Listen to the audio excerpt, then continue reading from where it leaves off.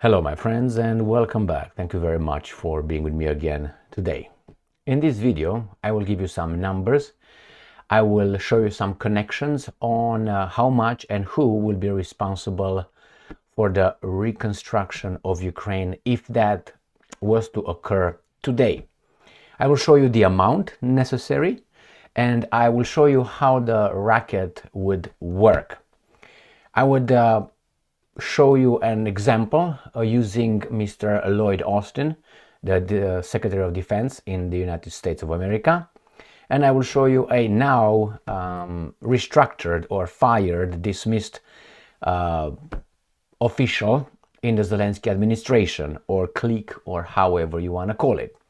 So first we're going to go to the World Bank group and we're going to find out how much is needed to rebuild Ukraine's infrastructure and whatever was damaged by the unprovoked war coming from the Russians. That is a big opportunity for the Western firms to help. Who's going to pay for this? I suppose it's going to pay the citizens. You, I, and obviously whoever is left in Ukraine. And who's going to provide the money? International banking systems. And who are the guys who are going to reconstruct, as I said, Western companies. Now I will also make a little story. I will just make it euphemistically. So it's going to be like a satire. Not real. How all this thing could work. So let's go to the first article coming from, where are my glasses? Here. World Bank Group. This is from February 15th, 2024. So remember, this is what? 7 months old, but this is the updated right now. I just did it. This is updated Ukraine recovery and reconstruction needs assessment released. So they said in December 31st, 2023, a total cost of reconstruction and recovery in Ukraine was $486 billion over the next decade, up from $411 billion estimated 1 year ago. All right, so 486, and here they reiterate that the overall cost reflected in the recovery and reconstruction figure is it's $486 billion, estimated over 10 years, includes measures required for rebuilding for a modern, low-carbon, inclusive, you understand, and climate-resilient future. All right, so you got the point. Who's behind all this? The highest estimates recovery and reconstruction's needs are in housing, of course, followed by transport. So apartment buildings, transport, roads, and whatever, commerce and industry, businesses, agriculture, energy, social protection, and livelihoods. Got that? And explosive hazard management. Now, you know what's missing? Military weapons training. So this is 400. Let's make it now. This is in February. Let's say right now it's more than 500 billion, or let's round it to 500 billion. I'm being conservative in the numbers. So let's say 500 billion over 10 years. Who do you think will do this? Well, no worries. Let me show you a little bit of who might be the profiteers, or the people who will help Ukraine. Help is the euphemism of I invest and I get a profit and then you, because you need me. But who created the situation in the first place? Not the lobbyists, not the politicians who are paid by them, not the mass media. No, it's the Russians who, we know, unprovokedly attacked Ukraine and caused all this damage that we, the good people, have to reconstruct, rebuild.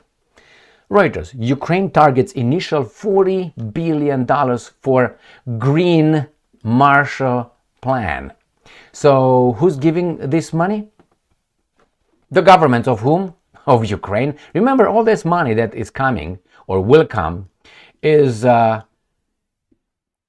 paid by someone. Nothing is free but stupidity. Remember, stupidity is free. Omnipresent, we all have it, we all own it and earned it. Or not earned it, just, that's the way we are. So someone is paying, and we're going to find out who's paying. Do you own a mirror? Okay, now you got the hint. Let's go further here. London, Ukraine is seeking up to $40 billion. I'm pretty sure they just want that to fund the first part of Green Marshall Plan to rebuild its economy, including developing a coal-free steel industry, a senior Ukrainian official said ahead of an international summit. You got it? So they're looking at it because they just, like clean energy. Now, this article is from June 18, 2023. Why? Here is how much the reconstruction cost at that time, 400 billion. All right, let's go to the next one. Oh, Kiev Independent. Top presidential aide confirms his brother got money for solar plants in occupied areas.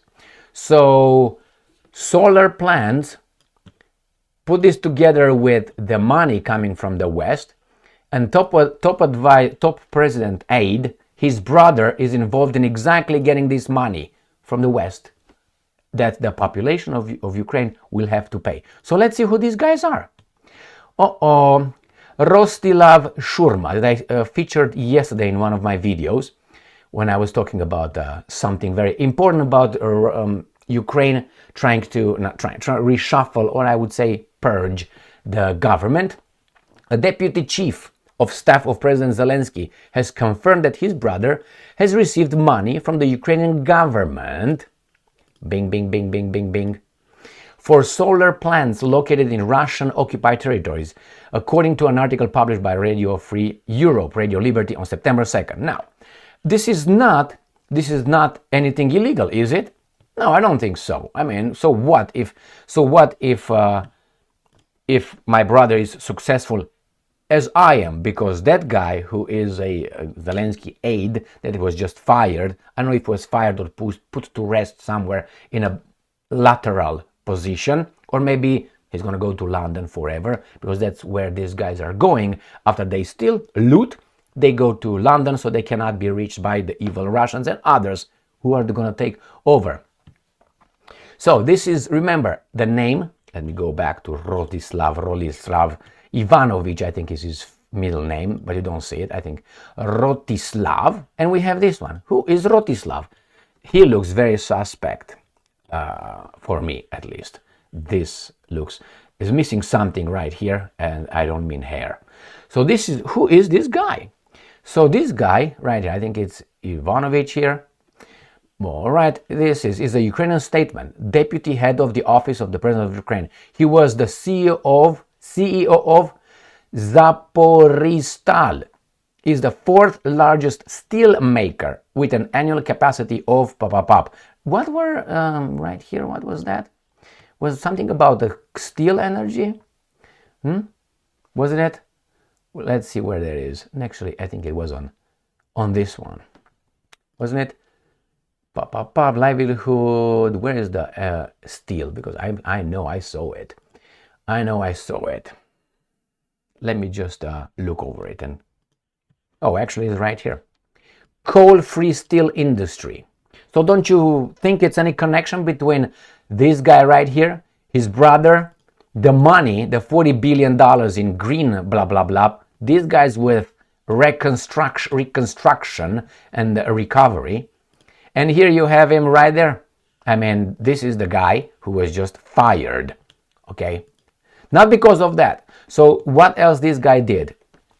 So we find here, he was a member of the supervisory board of Mariupol metallurgical plant, the chairman of the supervisory board of the Promet plant in Bulgaria, a member of the board of directors of Metinvest Metal in Italy. From 2012 to 2019, he was the CEO of Zaporizhstal. This is metal, steel. He was a member of Ukranborobabububup, and this is what? Also, it's Ukrainian defense industry. And then he was appointed as an advisor to office. And then he's out. So this guy right here, with his brother, they have solar plants. On whose behalf? Who pays for this? And who's gonna pay for this? Or most, let's put it right here. And I'm not done. Let me show you. So here we have Zelensky may dismiss, deputy head of president's office. This guy was dismissed. That's him, Rostislav Shurma. And he's out. Why is he out? Did he get the money? So is this, I understand that if you want to, let's say you have steel industry and you want an advisor on steel industry, you get the person who knows about the steel industry, but you don't hire the fox to be in charge of the chicken coop. You know what I mean? So I think that's exactly what is right here. Don't you think it's a little connection between where he worked as an advisor, CEO of something directly involved in the clean, green, blah, blah, blah energy, 40 billion Marshall Plan, Green Marshall Plan, plus 500 billion Reconstruction. And this guy has a brother who has a business exactly in what this guy is probably going to advise. Now, if you're a baboon and you think that this is no connection over there, then go and vote for the right person. Now, let me show you how in the United States of America works, because we are different, we are special, but it seems like that's a common practice. And this is, you work in the whatever job you got, and then you enter certain kind of connections, then you're appointed as an advisor for, I don't know, pharmaceutical companies or defense, and then you come back and you get a good position in the private sector, and then you're appointed somewhere in the great government. And let me show you how Mr. Lloyd Austin's maneuvered through this. A general. Right here, Lloyd Austin. This guy is in charge of supposedly our military. He is the Secretary of Defense. Now, if these guys have some resentment against certain people, he might do stuff. And if everything is to be true, that he really is in charge, if he orders something, that should be executed by his, staff. But I suspect it's not like that. So here we have. He's a retired U.S. general, United States Army 4-star general. All right, let's see. Not early life. We're going to go back there. Tam turum param patsampam. Kiparapalopatsopa. Private sector. That's where we're going to land. Private sector. Immediately after retiring as a CENTRCOM commander. So from the military, instead of walking his dog and reading books and going for long strolls and walking, no. He joined the board of Raytheon Technologies. Is an American multinational aerospace and defense conglomerate headquartered in Arlington, Virginia. It is one of the largest aerospace and defense manufacturers in the world by revenue and market capitalization. So they they decided to hire him, appoint him as in the board of directors, I'm assuming, in April 2006, immediately after that. So don't you think it's a connection between being a general and immediately appointed and the board of directors? Why do you think he was over there? Because he has connections. Because they're not going to ask him, what do you think we should use now? We should build this or we should build that. You don't need to hire him. That's why our consultant firms. And he could be hired as a consultant. Ask the guy, pay $100,000 per visit, and that's it. But no, he needs shares. And he has shares. And this is America, my friends, America. As of October 2020, his Raytheon stock holdings were worth roughly $500,000. So from 2016 to 2020, that's 4 years, he's got $500,000 in stocks. I don't know how much money he's got. And his compensation, including stock totaled $2.7 million. On September 18, 2017, he was appointed as a board of directors in another company. Right here is a company based in Charlotte that produces steel and related products. So it is the largest steel producer in the United States and the largest recycle of scrap in North America. So is the 16th largest steel producer in the world. Right there. Why was he hired there? He's a general. What does he have to do with steel industry? I know what he has with arms manufacturing companies, but with steel industry? And hey, that's not it. He's going to go into the health care. Okay, what is connection? The general knows about healthcare? Is he scientist? Man, and nobody said anything about this. Okay, on May 29, 2018, Austin was appointed as an independent director on the board of Tenet Healthcare. What's that? Tenet Healthcare Corporation is a for-profit, multinational healthcare service company based in Dallas.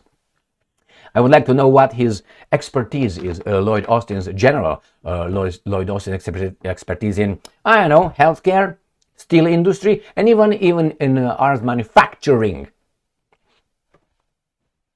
What is this? And you talk about the Ukrainians, that guy had his brother just works in the business and he's a former steel advisor and CEO, and we got a Marshall Green New Deal, $40 billion, and Reconstruction is $500 billion estimated.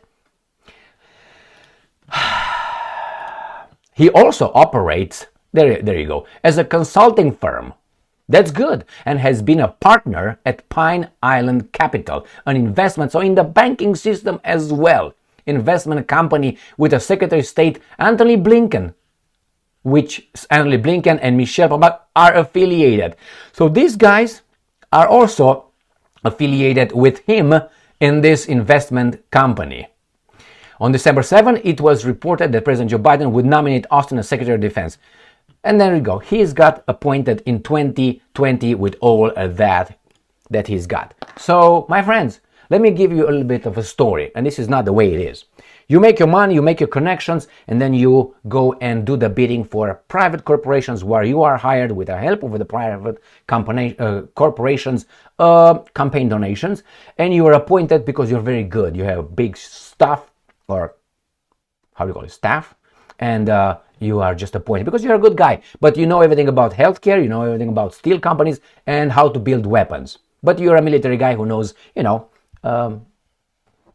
how to maneuver troops and all that. But he knows everything about everything, man. He's such a guy. And now let me tell you about the Reconstruction. The Reconstruction goes like this. This is it's not true. It's not true what I'm saying. It's just a book, fiction, how these guys read fiction. Fiction books in the United States of America are the most read books. Fiction, that is like movies. Just going, or dreams. Because a movie is a dream. You just imagine, you just dream that you are that personage over there. That's what it is. You're like a child in the bed and mommy or daddy comes and tucks you in and tells you a story about fairy tales. And tells you and you just fall asleep. That's a movie. People like to be on the drug of movies. When you stay 2 hours and watch a movie, you are not experiencing life. You are outside of life. That's the whole point. And you are also propagandized by the commercials that stop every 15 minutes if you watch a TV. If you go and buy a movie, you already paid for advertising and so on. So this is a movie. This is just an imaginary, fictional situation. You have some corporations with big money, and they stay in a country. I don't know the country. It's just country bullshit. Let's call it this way. And the country BS has a system in which those big corporations can donate to help the campaigns of the people who want to run for office, but they will be eventually elected by the people. And the people can donate $10, $20, $15, but the big guys with corporations, they could, through PACs and other loopholes, can donate millions of dollars. Therefore, you donate $20, let's say this corporation donates $2 million, you imagine who has the weight when they make a call. And then you have the mass media. These corporations obviously are not only steel corporation or arms manufacturing corporations. They are going to buy and they're going to, I'm going to leave you now. They're going to buy shares and they will be owners of media outlets. And the media outlets obviously will not say anything wrong about the owner. I mean, would you? No. Because you get fired. You don't even get there. So you own media, they would push a certain agenda. You're gonna, the same corporation will donate legally campaign donations to politicians that will be put forward by your media, and they will be built by your media as being fantastic candidates. They will get elected by the baboons who will not ask the question, why is this guy and he's not that guy, but now you know. And then the guy gets elected. When the guy gets elected, These guys, let's say arms manufacturing company, how is it making profits and money? By having wars or having a threat somewhere, and you have a certain country or countries arm themselves. Therefore, you may help the guys that you help to be elected to, I don't know, create such a evil situation in which a war starts. And when we have an evil perpetrator. Should I turn that? Yeah, why not? So we have this. So you have the guys, you have the politicians, they're guys. These guys are going to maneuver in such a way by, pushing and advancing military, installation towards the boogeyman. The boogeyman unprovokedly attacks someone. Because we are the good ones, the mass media owned by the same guys, and the politicians tell us we have to intervene. So how do we intervene? We help. How do we help? We're going to call the guys who had all this to provide us with weapons so we can send it in the name of the good to those guys that were unprovokedly attacked by the bad guys. So what do? We're going to make money, print money. Then after we print money, we're going to borrow money from international banking system, which are the same kind of like the arms manufacturing. Remember, this is a movie. It's not real. It's not real what I'm saying. All right. So then these guys have the war, and then they're making a lot of profits. Well, see, did you like my movie? And then you have people appointed as, defense ministers. I don't want to say Secretary of Defense because it's, as I said, that's the country of BS. They appoint different people that I hire them, the company hire them, gave them a big money, and then they appoint them through the connections and politicians that they have be elected through their media and their money. Got it? And then these guys who get elected and appointed as bureaucrats, they're going to write your school curriculum for your children to be regimented, propagandized towards certain ideas like Green New Deal, about renewable energy, which is not bad, but they try to ban something else. Why? You create your industry. You create your money revenue. How? Create something new. You're going to help these guys grow, and those guys are going to be your guys. They're going to always donate for you. So that's why this thing is created. It's another industry that I own. And if that's profitable, they will give me, not the other guys, money. That's the whole thing. Money, and taxes. So we can create an extra industry. And the industry will be mine, because it's going to be my people in charge of that. But the money comes from you, your taxes. And through your taxes, I give these guys orders, commands, however you want to call it, and these guys are going to provide you with panels, with this, but all that built by the same guys, with the steel companies and so on. And the money, the same guys will provide. Why? That's the way it is, and we are just some rats or mice on a little,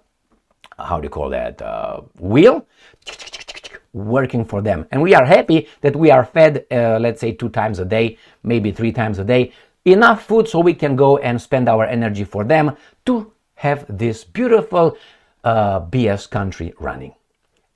Bam. And the end. All right, that was the movie. Thank you very much for being with me again today. Stay strong, stay smart, look for the truth, and be just.